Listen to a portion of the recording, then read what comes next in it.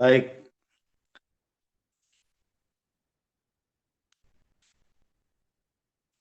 selamat sore untuk Eropa dan ya selamat menjelang buka Sabat juga untuk Amerika.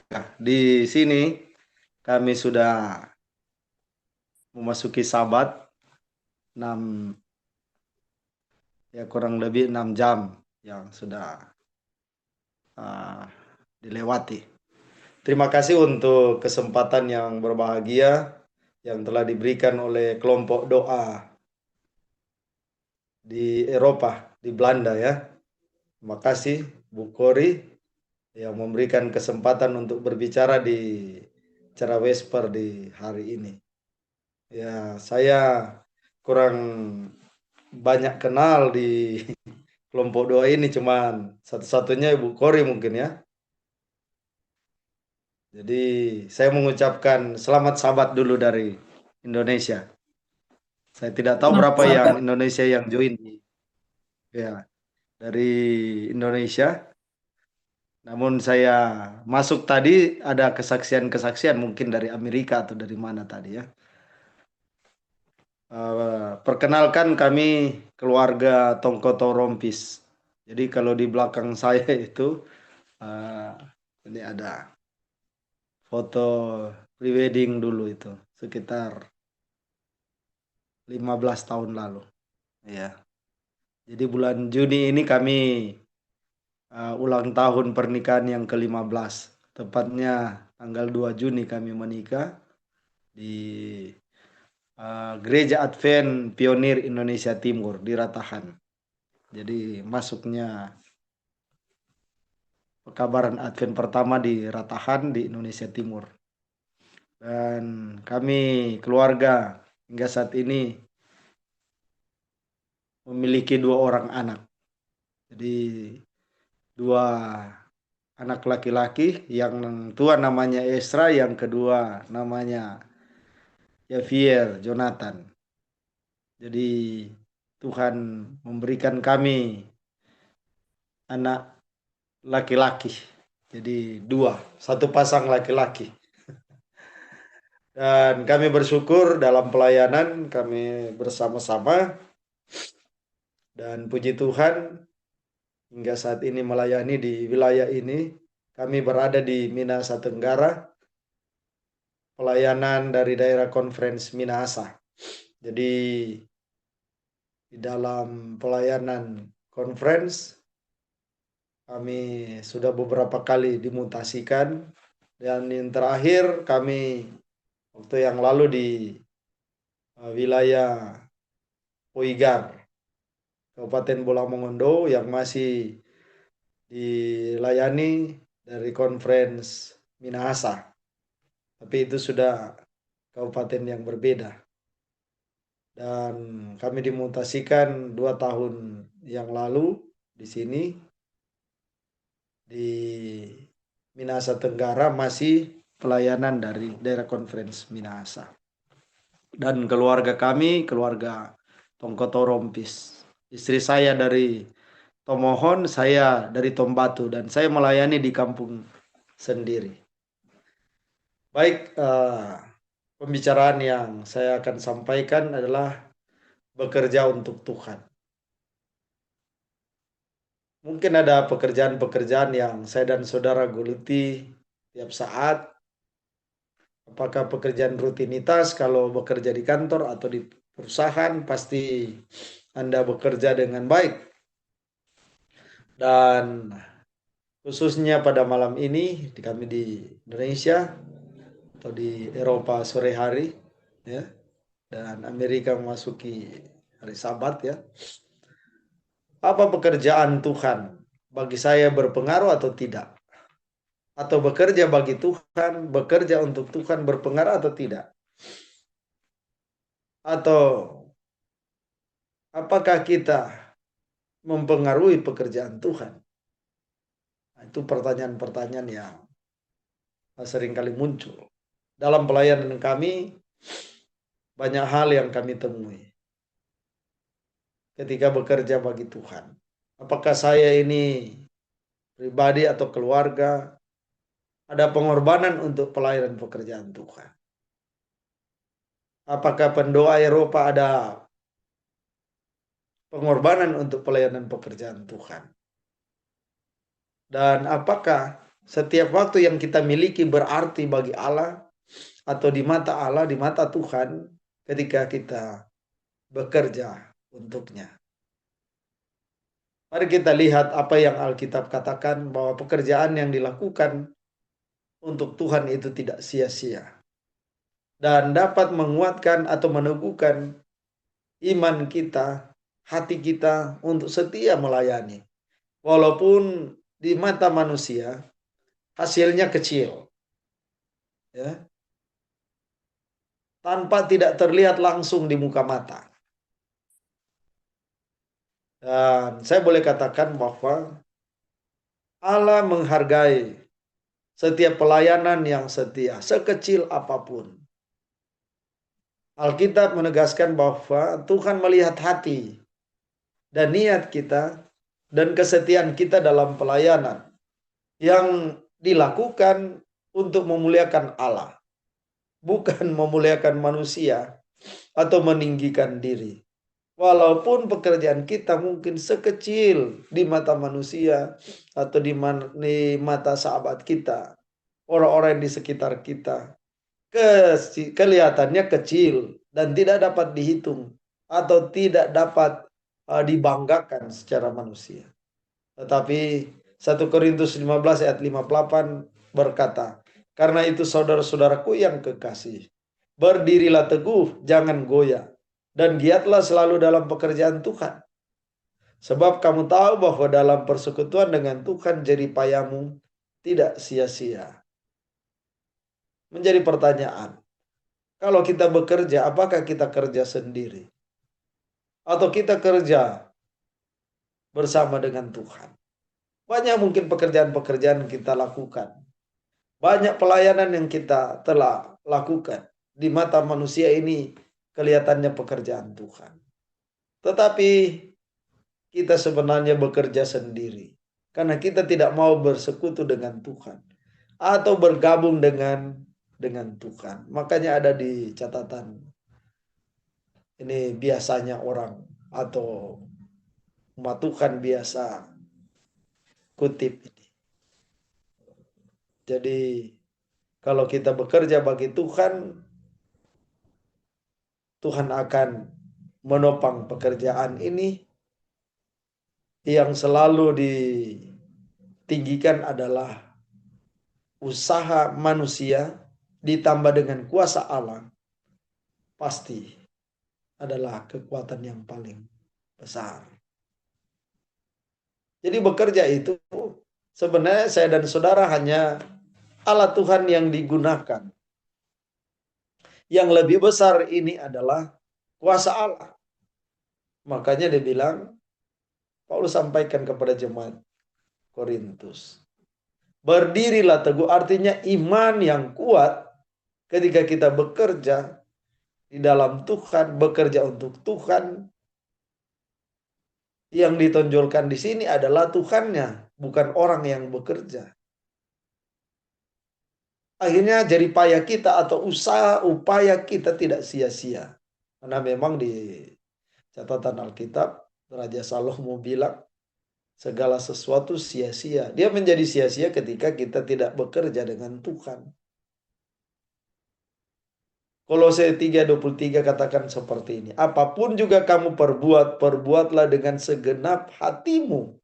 Seperti untuk Tuhan dan bukan untuk manusia. Makanya ketika kita bekerja melihat Tuhan, maka Tuhan yang ditinggikan. Tetapi ketika kita memandang muka kepada manusia, siapa kita bekerja sebagai pelayan, kalau kita bekerja untuk pimpinan, itu sia-sia. Kita bekerja untuk orang yang secara manusia dihormati, itu sia-sia.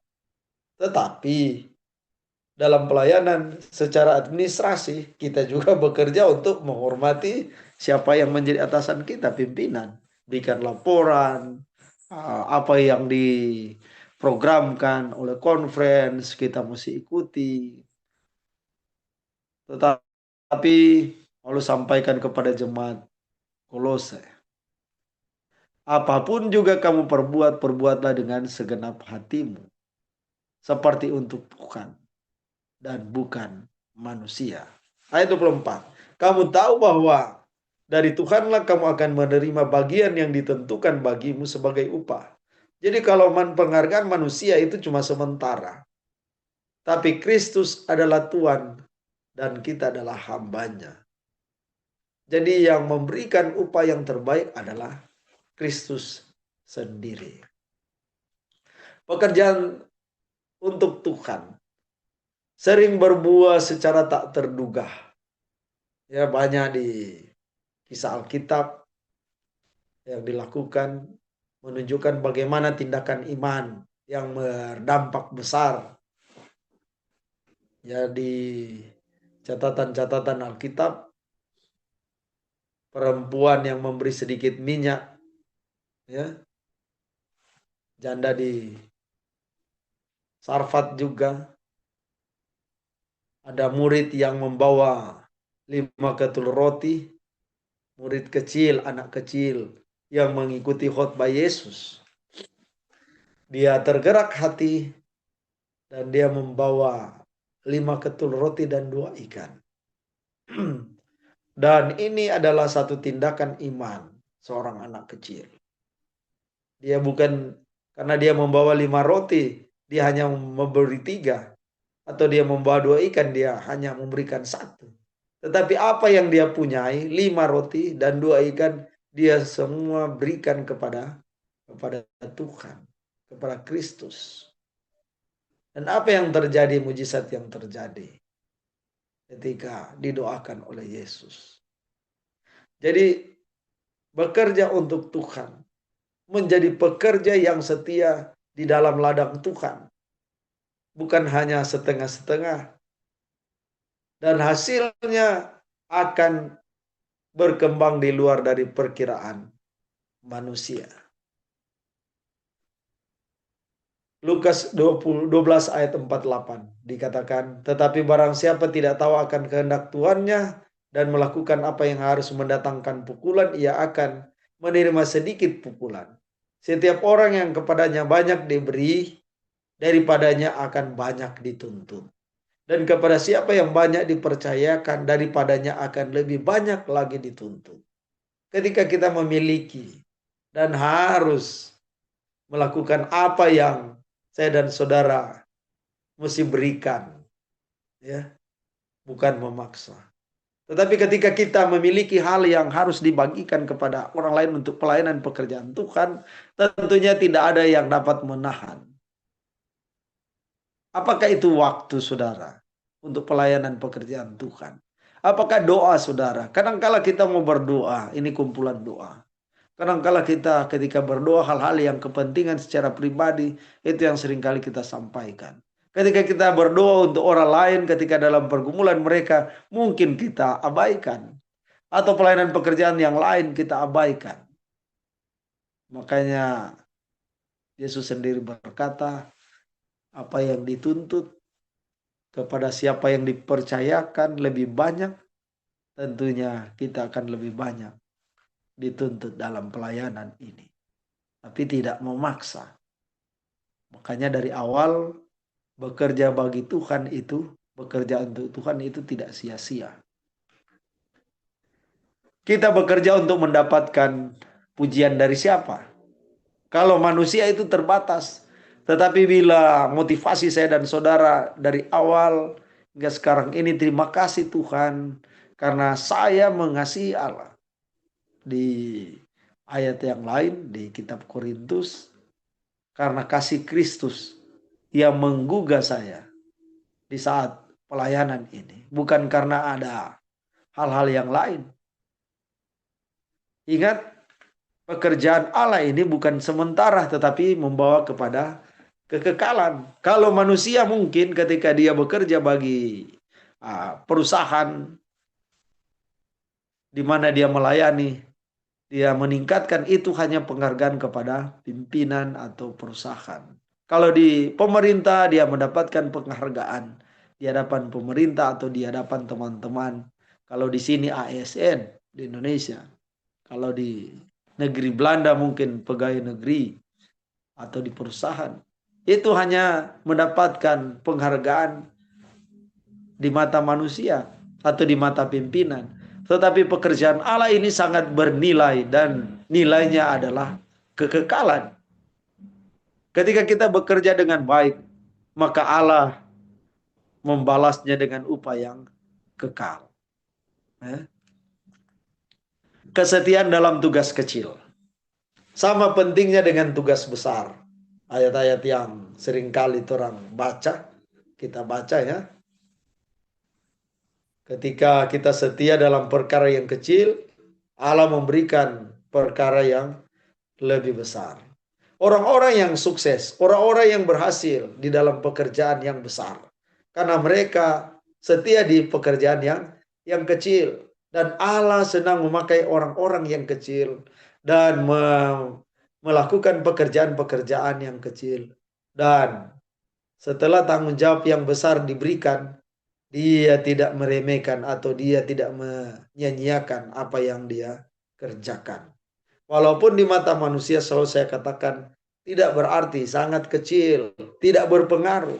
Tetapi inilah, sekali lagi, inilah yang mengubah dan membentuk karakter kita untuk setia dalam pekerjaan Tuhan. Mungkin di mata manusia seringkali kita ditolak atau dilecehkan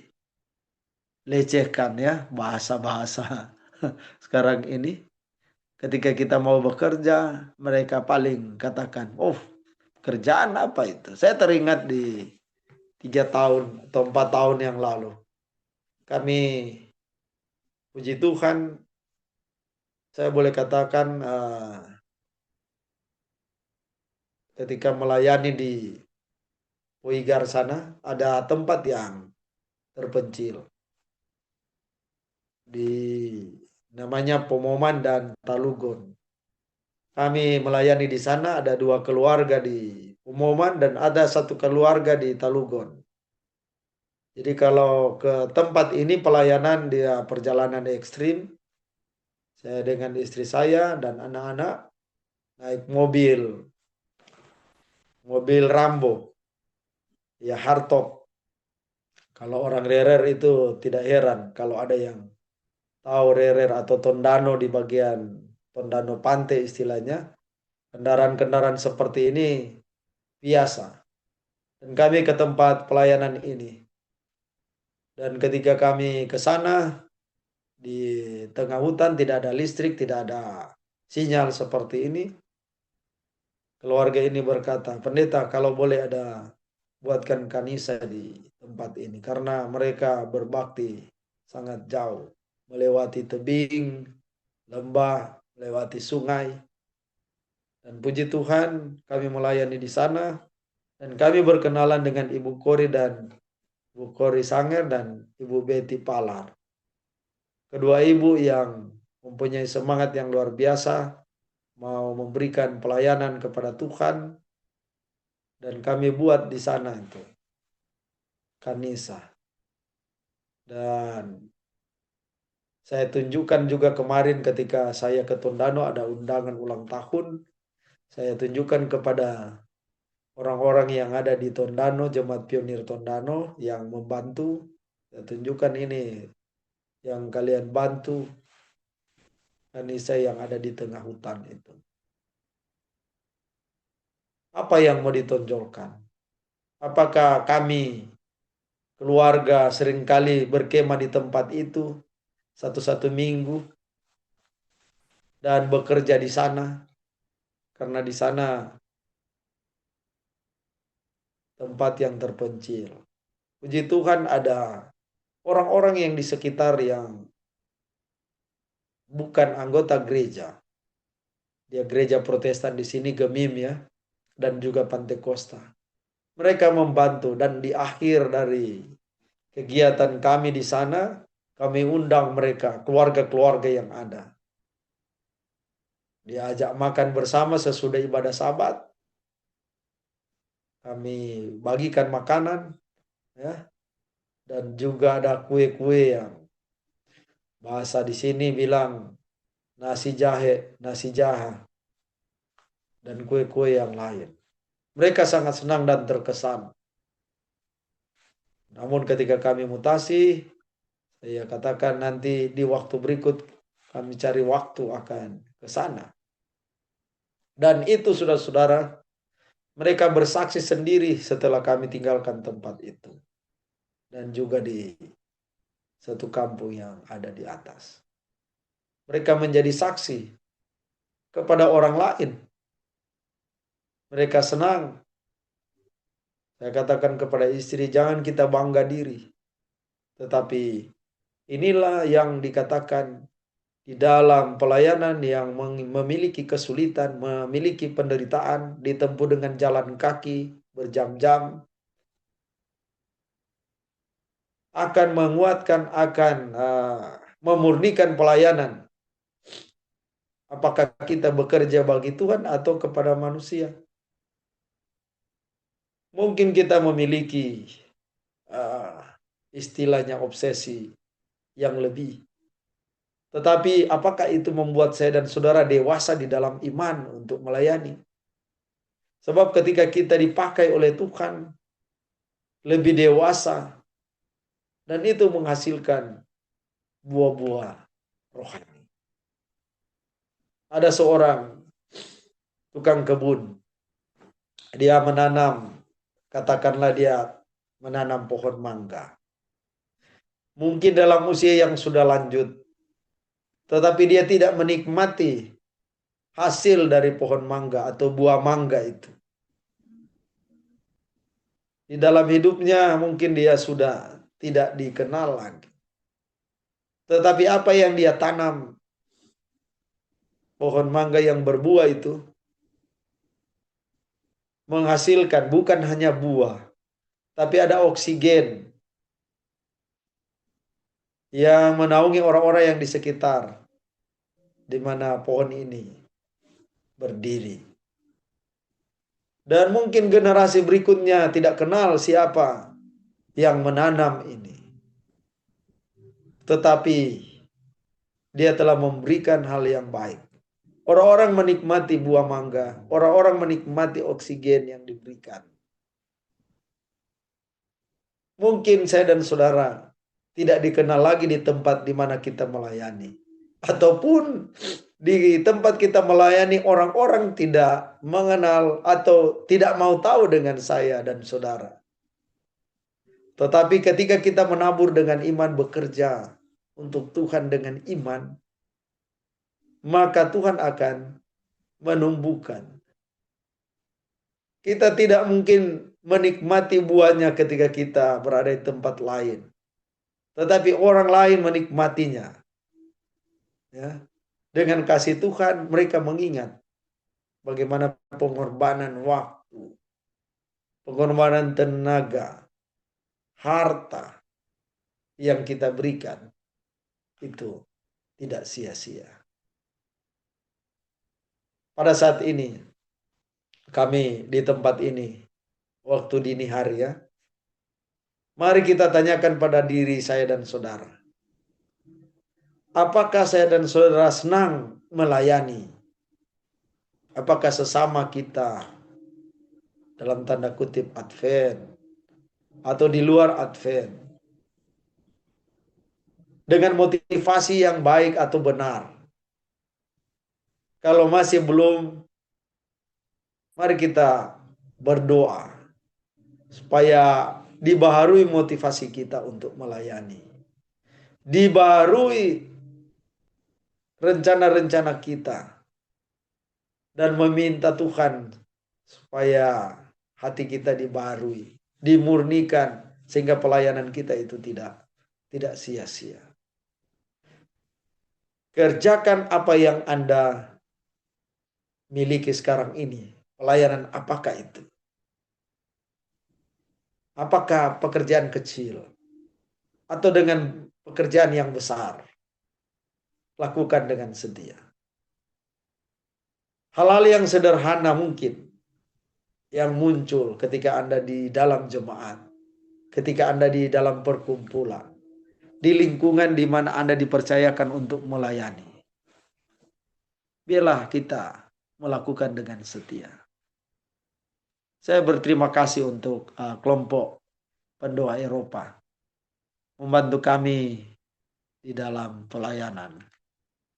Kami tahu Tuhan akan membalaskan berkat bagi saudara-saudara. Ketika kita setia kepada Tuhan, taat dengan firman-Nya, kita bukan mendapatkan pujian yang sia-sia di hadapan manusia, tetapi kita mendapatkan pujian dari Tuhan yang dalam tanda kutip tidak melihat di depan mata. Tetapi kita percaya bahwa proses Tuhan itu akan berlangsung. Menunjukkan kita hidup sabar, hidup setia, tekun, dan tetap bergantung kepada Tuhan. Meskipun kelihatannya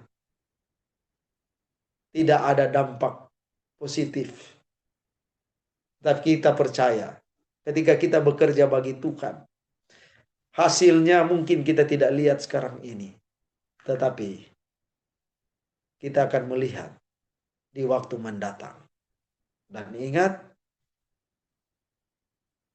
Tuhan ini berkata, sabaslah hamba yang setia, melakukan pekerjaan yang ada di tangan kita masing-masing, yang dipercayakan Tuhan Yesus Kristus sendiri.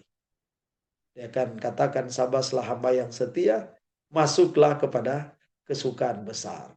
Adalah doa dan harapan kita di pagi ini menjelang Sabat di Belanda dan juga di Amerika. Tuhan memberkati kita. Amin. Ada pujian dan syukur kami persembahkan kepadamu ya Tuhan. Di saat ini, di hari Sabat yang suci dan diberkati, kami yang berada di Indonesia, bahkan menjelang Sabat di Eropa maupun memasuki Sabat di Amerika. Kami bersatu hati di dalam kelompok doa yang disponsori hamba-hamba Tuhan, sahabat-sahabat pendoa di Eropa. Kami sudah mendengarkan firman-Mu. Sekecil apapun pekerjaan yang Tuhan izinkan kami lakukan, dengan setia kami boleh lakukan. Dan kami percaya ketika Tuhan menopang pekerjaan dan kami bekerja dengan Tuhan, ini tidak sia-sia. Biarlah tindakan pengorbanan dari kami, apakah waktu, tenaga, harta kami, talenta kami, semua kami persembahkan untuk-Mu ya Tuhan. Di saat ini ketika kami mengikuti ibadah, kami ada pergumulan-pergumulan yang kami mau sampaikan kepadamu ya Tuhan. Namun sebelum kami menyampaikannya, kiranya Engkau mengampuni kami karena kami penuh dengan keterbatasan dan dosa. Sehingga permohonan doa ini membawa berkat rohani bagi kami dan untuk kemuliaan bagi nama Tuhan. Ada keluarga Fani Wijaya. Ketika dia bergumul dalam keluarganya, kami tahu ketika Tuhan membentuk keluarga adalah keluarga menjadi sorga yang kecil di atas dunia ini.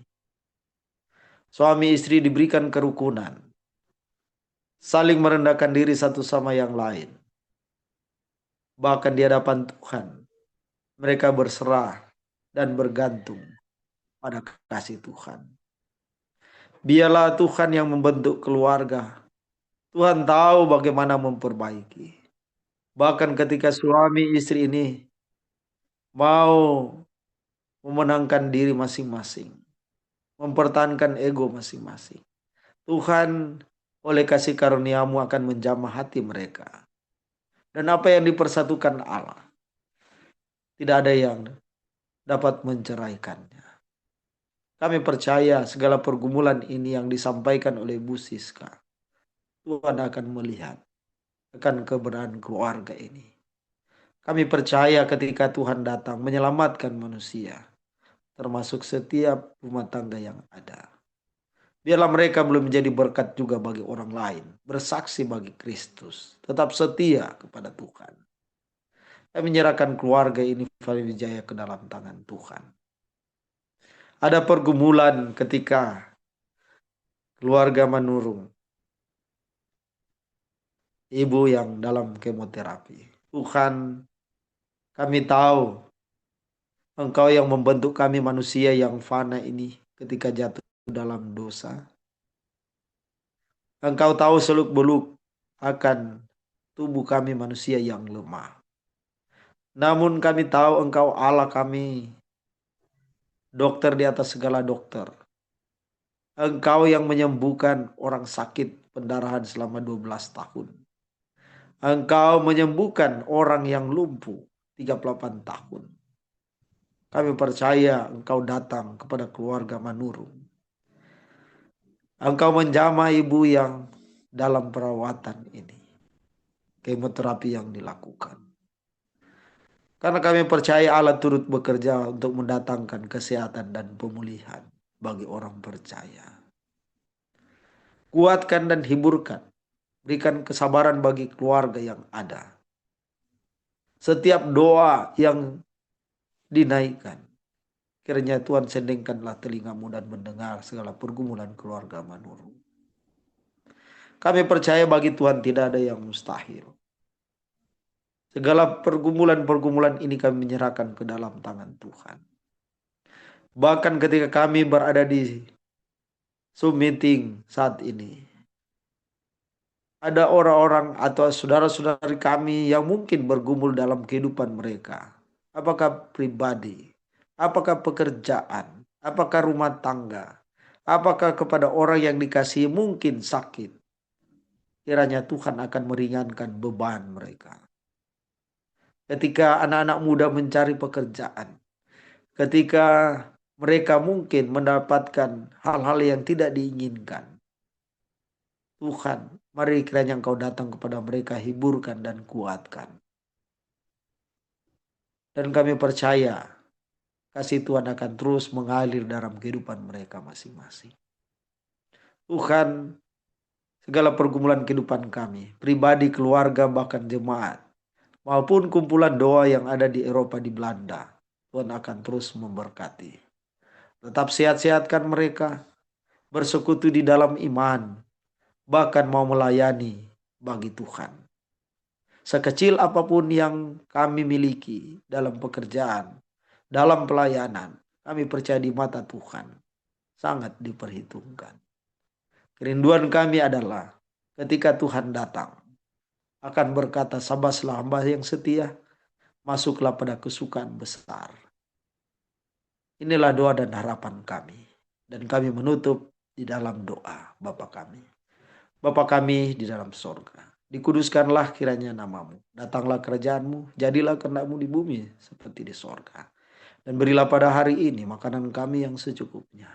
Dan ampunilah akan kesalahan kami seperti kami juga tahu mengampuni orang yang bersalah kepada kami. Dan jangan bawa kami ke dalam pencobaan, tetapi lepaskan daripada yang jahat.